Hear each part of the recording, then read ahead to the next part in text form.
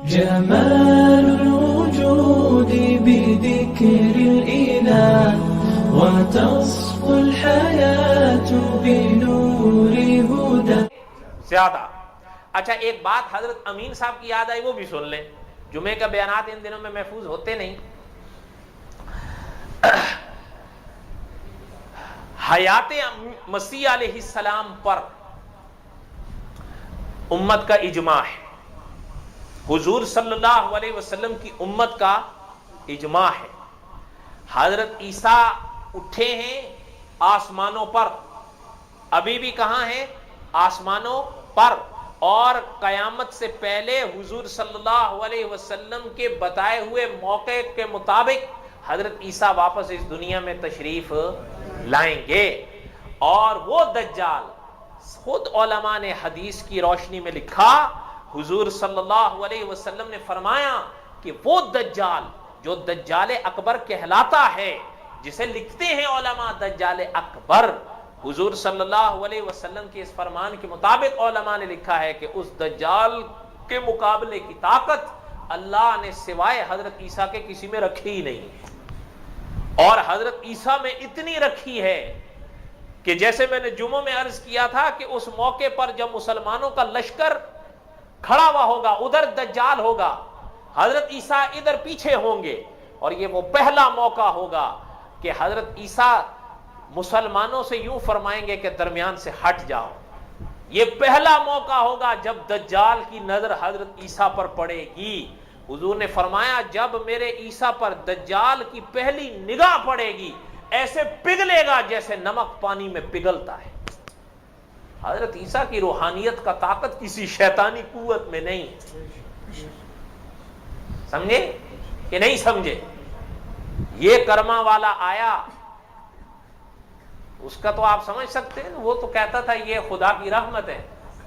برطانیہ والے کیا ہے، وہ کیا ہے؟ اچھا وہ کہتا ہے ان کے تو اصول ہی دو ہیں. میں ذرا سمجھیے گا. خیر بہرحال میں دوسری طرف نکل جاؤں گا، چھوڑو اس کو. کہنے کا مقصد یہ تھا کہ حضرت عیسیٰ علیہ السلام کی حیات پر اجماع ہے امت کا. کیا ہے؟ اجماع ہے. اس موقع پر مناظر اسلام حضرت امین صاحب رحمۃ اللہ علیہ ایک بڑا نقطہ دیا کرتے تھے، اس کو سمجھو. احادیث طیبہ میں ایک حدیث شریف ہے، وہ حدیث شریف معراج کے باب میں ہے. کہاں ہے؟ معراج کے باب میں ہے. حضرت ابراہیم ہے، حضرت موسیٰ ہیں، حضرت عیسیٰ ہیں، اور حضرت محمد الرسول اللہ ہیں صلی اللہ علیہ وسلم. ان چاروں انبیاء میں اس محفل میں ایک بات چلی کہ قیامت کب آئے گی، قیامت کب آئے گی. یہ ایک سوال ہے.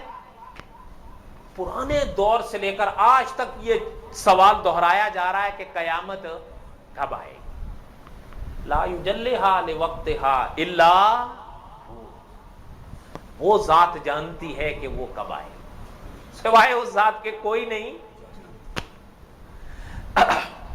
انبیاء میں یہ بات چلی کہ قیامت کب آئے گی. بات سمجھ میں آ رہی ہے؟ حضرت ابراہیم، حضرت موسیٰ، حضرت عیسیٰ، حضرت محمد الرسول اللہ صلی اللہ علیہ وسلم، چاروں انبیاء میں سنیے گا بات، چاروں انبیاء میں سے حضرت عیسیٰ کو ایک لمحے ادھر کر دیجئے. باقی جو تین نبی ہیں خدا کے، حضرت ابراہیم، حضرت موسیٰ اور حضرت محمد الرسول اللہ صلی اللہ علیہ وسلم، ان تینوں کی بات کا خلاصہ یہی تھا. سن لیجئے کہ اللہ جانتے ہیں. اس کا جو وقت ہے نا قیامت کا، کون جانتے ہیں؟